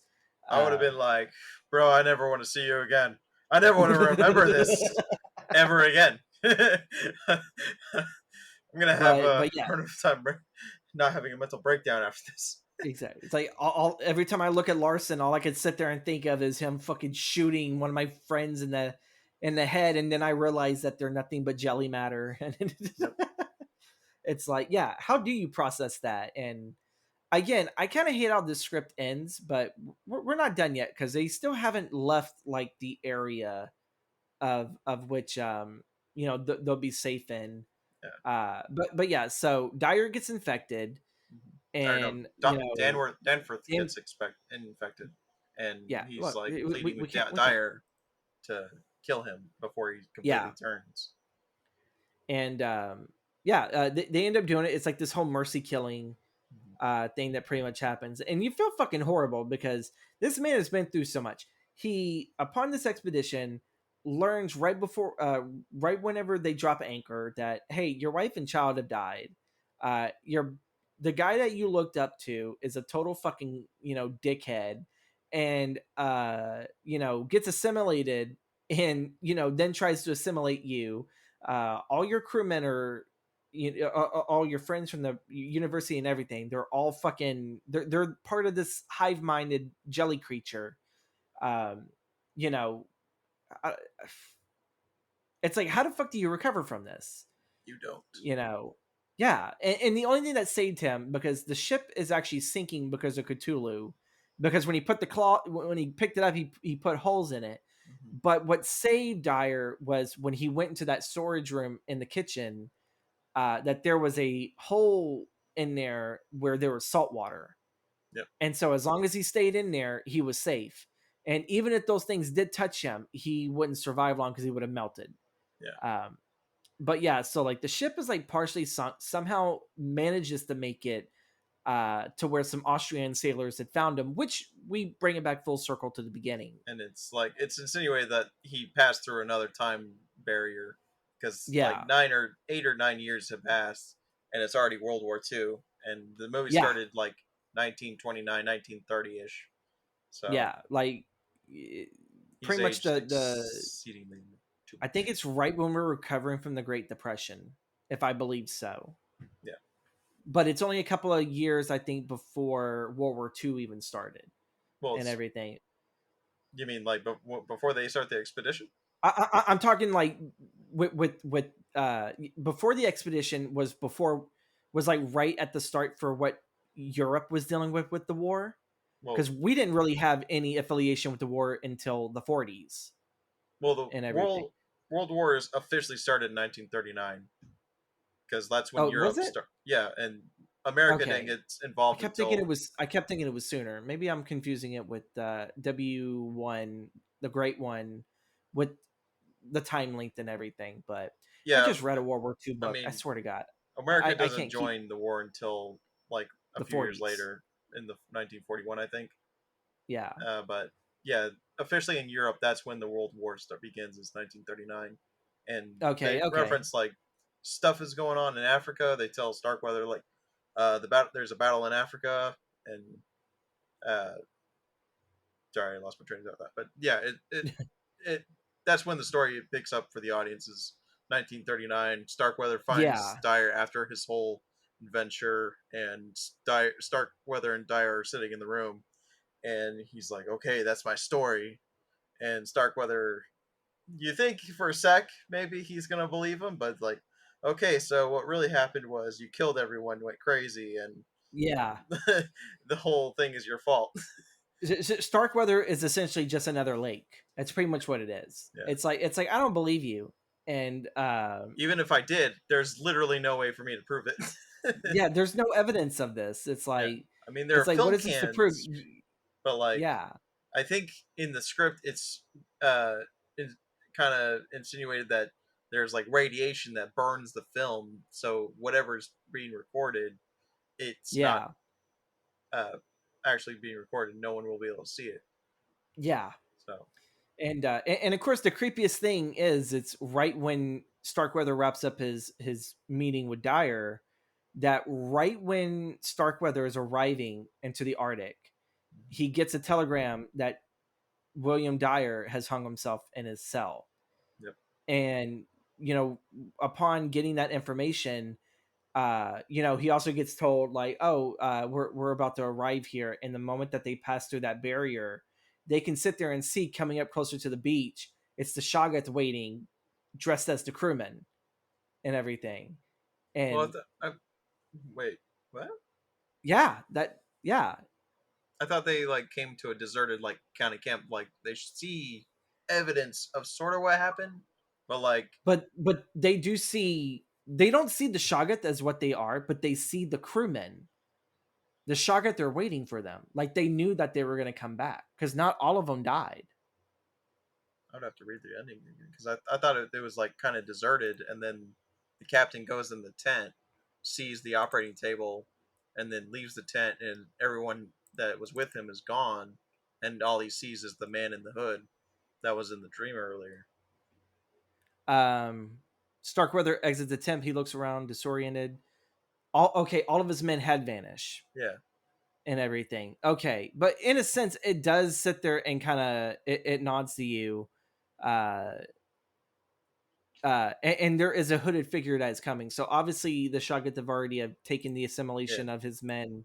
So yeah, in a sense, yeah, he arrives there, and you know that they're waiting for them. They have always been waiting for them, yeah, and again this time though you're still, they never took down what was the time anomaly that trapped them there. So to me I was looking at it as like, okay, you're just assimilating just to assimilate. yeah. It's like, because you're never going to get off that island. because the elder things made it impossible too. And now I don't know if, because they did raise Cthulhu, I don't even know if Cthulhu could get out of there. Yeah, it's never like, well, I mean, Because if you really think about it, if Cthulhu, the moment Cthulhu woke up, he wouldn't he have broken whatever hell it was that prevented them? Wouldn't have he taken flight? Wouldn't by then, by the time that Dyer would have gotten there, wouldn't someone say, "Yeah, there's this giant that, dragon octopus fucking thing flying around the world"? yeah, Like, I mean, yeah, I this is think where the plot holes really kind of, that's kind of where, yeah, you got some plot holes there, but like, I don't think the salt water affects him because he was able to take the ship out of the ocean and throw it. So like, I don't yeah, think a salt water affects him. But like, it's probably another reason why Starkweather didn't believe him. Is like, well, if this was true, this happened like 8 years ago. We'd be overrun with these crazy things and a giant Cthulhu monster. yeah.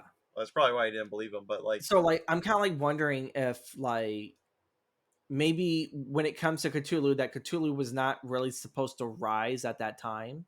yeah, Maybe he's not at full power or some. There's so many what ifs, but like the whole thing is, it's when you.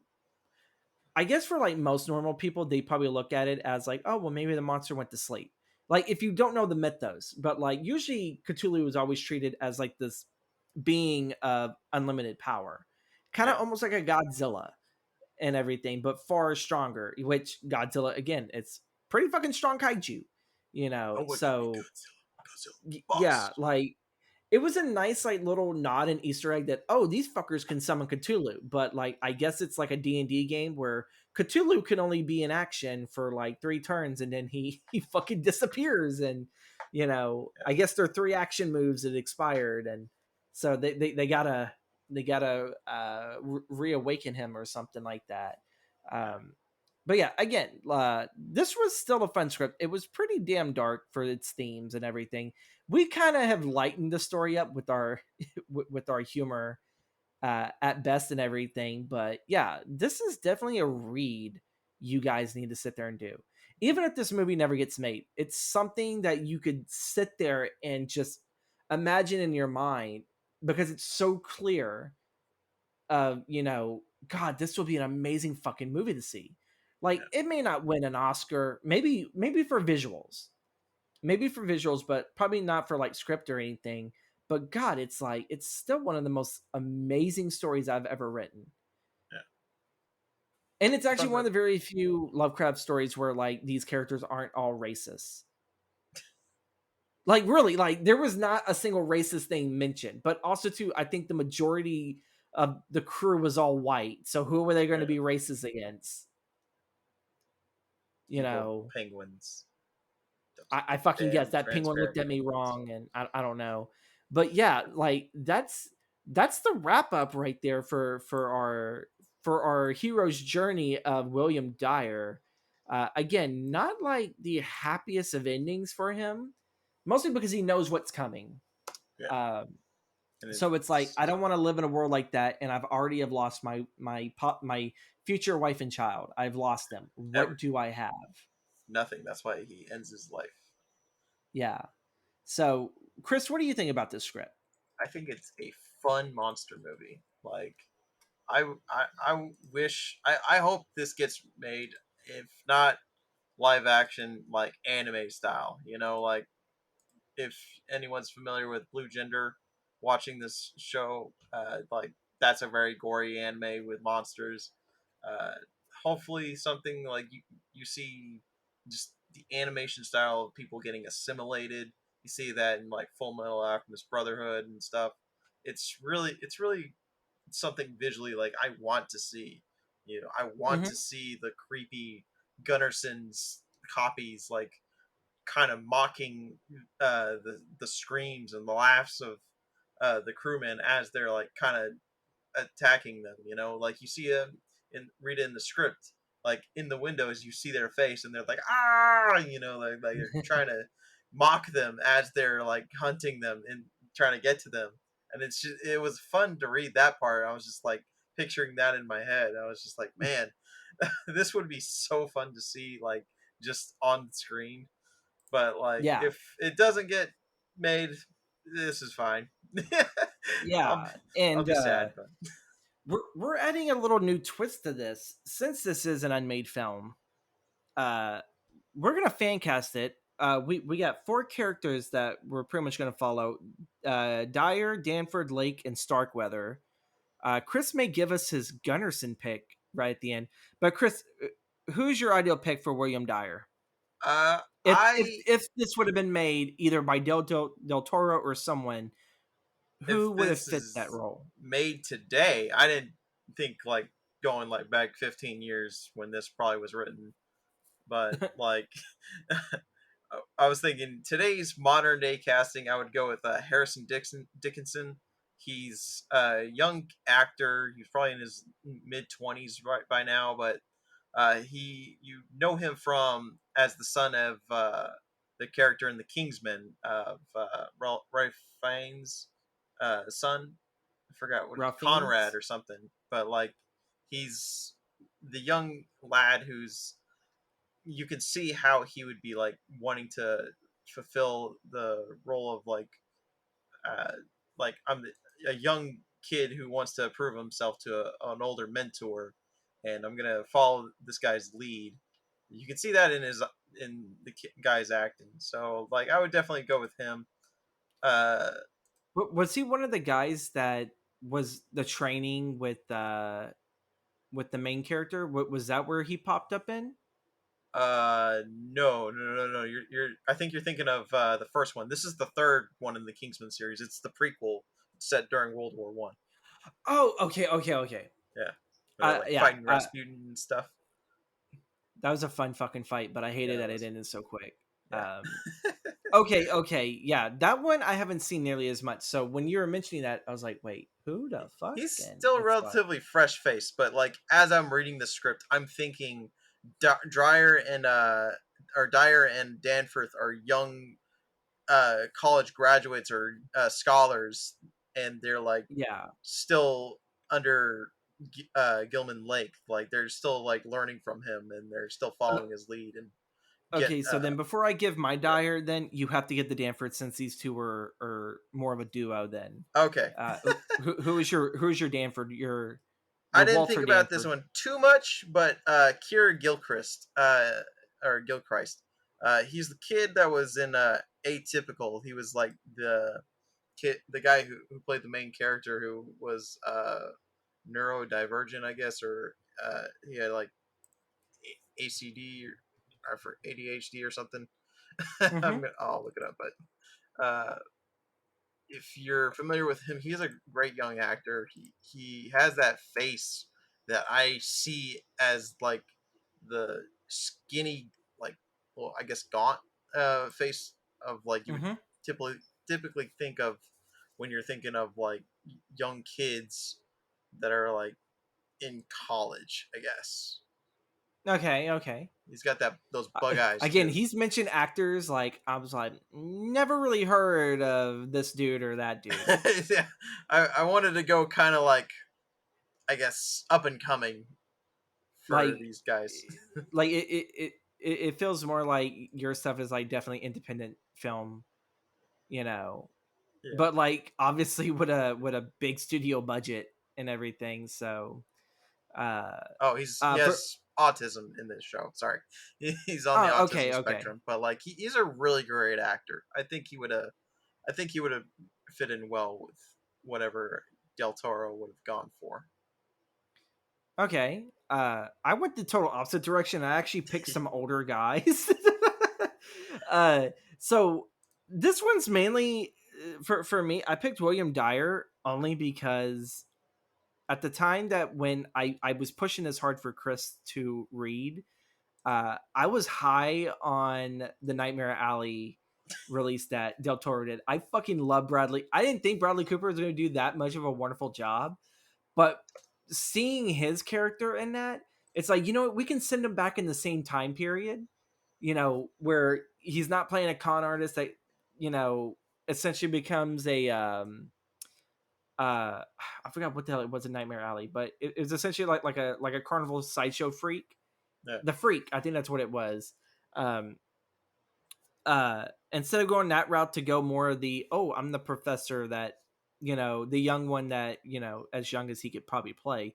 He could probably play like more or less like a professor that's more like stagnated in his things. Like he probably had high aspirations, and then somewhere around there he lost it, and then he was almost about to get um hooked into being a family man, that he was probably actually thinking, well, you know what? It's like I didn't become the great scientist that I thought I would. It's like, so I guess I'll be a great father. And then he abandons that to go for knowledge. So I was thinking Bradley Cooper, and then for his buddy Walter Danford, I picked Ben Barnes, who again, folks, like I think really most people only know Bradley Cooper modern day wise for Rocket Raccoon, the voice of him in the Guardians in the Marvel universe. Yeah. A Star Is Born, which again, I'm not much in the musicals, especially modern day ones. That one he actually did really, really good. I think he actually sang his lines, uh, as well as Lady Gaga. I don't think they got a another actor to sing for him. I could see Ben Uh, Barnes definitely. He looks Nightmare young enough Alley, where I would believe. yeah, like probably when he was doing Limitless, maybe, or a little bit before that. Yeah. Yeah. Um, so yeah, Ben Barnes playing Walter Danford. Again, first time I saw him, apparently my actual first time seeing him, he played Prince Caspian in the Chronicles of Narnia.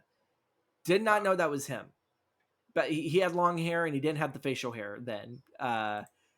So apparently that was my first time seeing him. But the one that I remember him mostly in um, was playing the role of Billy Russo slash Jigsaw in The Punisher. Yeah. I fucking love that role, and I was like, you know what? It's like hell yeah. And Like, then doing Dorian Gray, it's like okay, so he could definitely probably play a bit of the action star, but he can also kind of like dial it down with some melodrama of Dorian Gray. So I was like, you know what? I was like, this kind of fits. It's like that, and I I can I definitely can wasn't kind. going for Ben like Barnes the is more already. actiony. Yeah, but also too, Ben Barnes again, like Bradley Cooper, has done a period piece. He played the Winter Soldier or pre-Winter Soldier in Captain America: The First Avenger, uh, and that was in the 40s. I, yeah, late 30s, He wasn't early Ben 40s, Barnes. I believe so. No, no, no, no, no, no, no, no, no, no, no. Never mind, never mind. I I got the names mixed up. I got the names. No, that's Sebastian Stan. You're thinking of Sebastian. Sebastian Stan. Yeah, my bad. But I, Sebastian Stan could also be a nice replacement for Ben Barnes. But yeah, Ben Okay. Barnes, I got to mix up because I think isn't like yeah, isn't the Winter Soldier's name Ben Barnes or something like that? I think Bucky that's why I got it Barnes. mixed up. Bucky, there you go. That's where I got the mix up. So wait, did Swear you to God, want I need to have Danforth coffee. being Ben Barnes, or did you want him being played by Sebastian Stan? I'll fucking take any one of them to Okay. begin with. I'll take any fucking one of them. I think Uh, Sebastian Stan was a good choice too. yeah, and Sebastian already knows Buddy, kind of like the buddy system with both Cap and Falcon. That Yeah. like to me, it's like that actor Sebastian already knows how to really sit there and play a buddy that is there for his mate, um, and to help him out. And then and the off chance of one has to one off one another, I think he does have the emotional weight of it. But also too, Ben Barnes at the time that I wrote this, it's like there was just something about him that just called to me. It's like, yeah, he can play that. Dr. Gilman Lake, who was your pick for Gilman? Gilman Lake. You might. I've been watching a lot of Malcolm in the. So I picked Bryan Oh, Cranston. oh, he just he didn't. He didn't even survive half of a fucking kaiju movie with Godzilla, and you're gonna throw him in this movie? yes, because he is a phenomenal actor. Like He is. Breaking Bad, of just like he can play the scientist who doesn't give a crap about anybody else, who just wants to further his own goals. Like, and Yeah, he has that antagonistic, villainous, yeah, like uh persona on him, like, because he he wants to prove to everyone that they're wrong and that he's right. And you see yeah, that later when he's a Shagoth and he's confronting Atwood on the Mesotonic, and like he's like telling him like, your god is a lie. I know everything. These creatures were created by aliens, and everything Yeah. you believe is wrong. And he's like, I can see Bryan Cranston just trying to take away this guy's faith, you know? What was Like, the line that he used in Breaking Bad that's like, I am the I'm fucking the one who something? knocks, you know, like I'm Yeah, yeah. Okay. So I can sit there and see why you picked that. yeah. I can see. Uh I I picked men that are like, I don't want to sit there and say that they're in their later age, but they're obviously much older. I picked either a tie between Richard Jenkins or Ralph Fiennes. I think that they could play. For one, Richard Jenkins doesn't play that many villainous roles. Uh, to come to mind, he always plays a very comforting human being. So to probably see him play someone that's selfish, but also not seeing it as selfish as like Oh, okay. I am doing mankind a favor and everything, and then to sit there and see a turn because obviously it's not the real I can Gilman Lake and everything. Yeah, I can see him uh, being like menacing, you know? Like but also too, I could think Ralph Fiennes because when I think about it, no, I don't think of fucking Lord Voldemort, but yeah. I think of his character in Schindler's List, which again was a nasty fucking individual. I think of Red Uh, Dragon. There you go. That's another one. He knows Yeah. how to play. He definitely knows how to play characters to manipulate other individuals into his own personal gain. Yeah. He's played a lot of those roles, and he's fucking amazing in it. And I really do think that, you know what, it's like that is a role right there that upon discovering how that they were made, I could see that actor just eat up the scenery, just chew it all up and everything, and be like, I fucking know it all. Yeah. And no one's ever gonna fucking believe me because I know I'm gonna fucking die Like I've and everything. achieved And the greatest knowledge in the universe. I And know I couldn't defeat a fucking school of children, but you know what? I know how we were created. You know, yeah. like it's something more of that magnitude, and also too to see him go off on a Shoggoth and probably sit there and say, "I know everything." It's like you can take me now. It's like there is absolutely nothing else in this world that could beat the knowledge that is inside my head. It's like I've peaked in my life. You know, you can take me. I don't Yeah. care. Um, and our last and final fan casting. Who is your Alan Starkweather? Who is the guy recording this tale only to sit there and tell Dyer, you're full of shit. You have no evidence. And so I'm going to go see myself. Oh, Who do I thought you you were gonna think? go with Larson next. Well, Larson is Ron Perlman. Ron Perlman was meant for that role. So All we'll do right. Starkweather and then we'll let you pick your Gunnarsson. All That's right. who. All Yeah. right. Starkweather, I would have Yeah. gone with Jason Isaacs, if you're familiar with him. Oh, yeah. Yeah, because I picked a Harry Potter guy and now you pick a Harry Potter guy. Yeah. Isaacs is definitely known for like being an asshole villain, and like Mhm. the when I was reading the end of the script and him like dismissing everything Dyer said to him, I could only imagine his character from The Death of Stalin, where he's just like, I Yeah. don't care, but he's also the general they're using to like take power, but like, and I'm gonna do whatever I have to next. Like, I'm gonna proceed with my mission. Whatever happens, happens. You know, like he just doesn't Yeah. care about what Dyer just told him. He's like, even if I do believe you, I'm gonna close this case because I can't prove anything you just said happened, and it all sudden sounds nuts, anyways. Yeah. So I see Jason Isaacs being like just callous and not like caring at all. That's an excellent casting. That Thank you. is. Because like all I can think of is when he's on the ship and he hears like the news and he looks forward. I get a blend of Malfoy's dad, Yeah. but I also get his fucking asshole character from The Patriot. Because Oh remember, yeah. he Oh yeah. fucking That fought was Mel Jason Isaacs, Gibson. huh? Yeah, Yeah. that was Okay. that was the first time to my memory that I think I can remember Jason Isaac. And I remember when I watched that movie, especially how much of an asshole he was in there. I was He's like, fucking Mel Gibson and all your craziness. You take that fucking tomahawk and you shove it where the sun don't shine on yeah. him. That was an excellent fucking fight. So yeah, Definitely. yeah, that's a really great one. I like that one. Uh, and then of course, yeah, I picked the fucking old guy. I picked Stanley Tootsie. I kind of think that he would be that kind of guy by the books.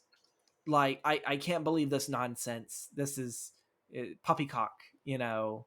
And he would go out there. He would be that foolish enough to risk another expedition and risk humanity by sending another crew out there. You know, I Yeah. could see him play that reckless dude Just of like I'm a in the company name of man. science. In the name of science, I am going to disprove this man's story, and it's funny because it's all these smart men of scientists that fucking fell, and we're gonna find another one too. Yeah. So who is your Gunnarsson?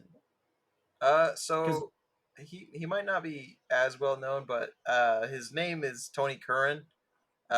He's if I can, I don't know if I. He's a redheaded actor. He's been in a lot of Del Toro projects, so he's a Del Toro okay, alum. yeah, But you see his face, and I see his face, and I think of the character from The Thing, like that is like he just like can't talk, but yeah, like they light him up, and I just think of his face for some reason. I think of his I like forgot he was in villainous Blade look, 2. huh? He played Rodney Skinner in The League of Extraordinary Gentlemen. This feels so like, wow, huh? Yeah, I haven't seen this guy in forever. Yeah. He was in Midnight Meat Train, Underworld Evolution. He played Marcus. Uh, okay. Um, he played Bor in Thor: God of the Door to Dark War. I can't even fucking Thor: The Dark World. Oh wait, I don't think he's a Del Toro alum, but like But yeah, you he you was because he you was in Blade 2. That's a Del Toro movie wait, and which one? everything. Blade 2. He played a priest in Blade 2. Oh, okay, okay, Yeah. So yeah, he is an alumni. And yeah, all right, okay. yeah.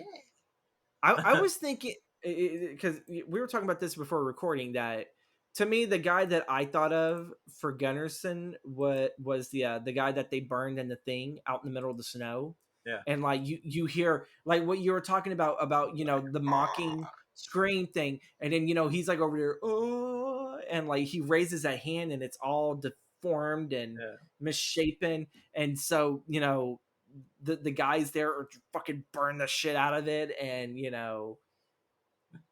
what, like I just Chris, think of his face.